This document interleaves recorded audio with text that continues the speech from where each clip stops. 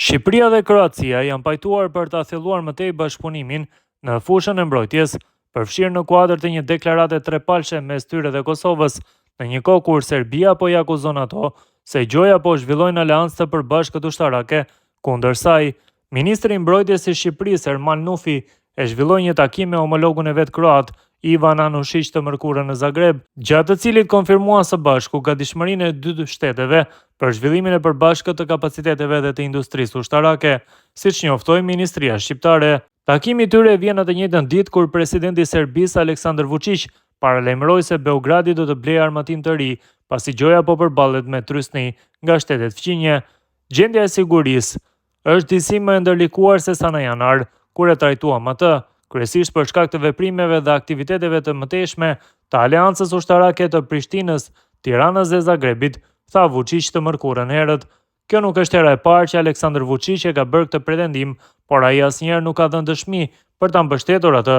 Vitin e kaluar Kosova dhe Shqipëria e Kroacia, dy shtete të rajonit të Ballkanit Perëndimor që janë pjesë e NATO-s, nënshkruan një marrëveshje trilaterale për thellim të bashkëpunimit në fushën e mbrojtjes dhe të sigurisë përmes një deklarate të përbashkët, që të trija vendet kanë thënë vazhdimisht se deklarata trepalçe mes tyre nuk është drejtuar kundër askujt dhe nuk rrezikon askënd në rajon.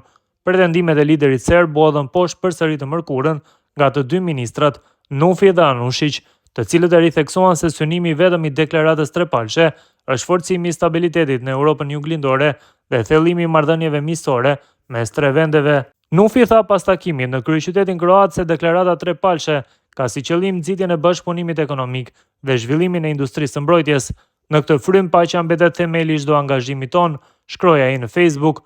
Në anën tjetër, Anušić shkroi po ashtu në Facebook se Kroacia dhe Shqipëria ndajnë interese të përbashkëta për paqen, sigurinë dhe stabilitetin në Europën Juglindore.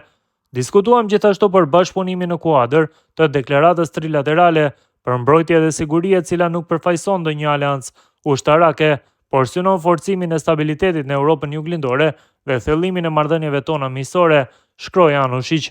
Duke u referuar drejt për drejt pretendimeve të Vučićit, Anušić theksoi se ai e ka përgjigjen e njëjtë gjithmonë kur pyetet për reagimet nga Serbia.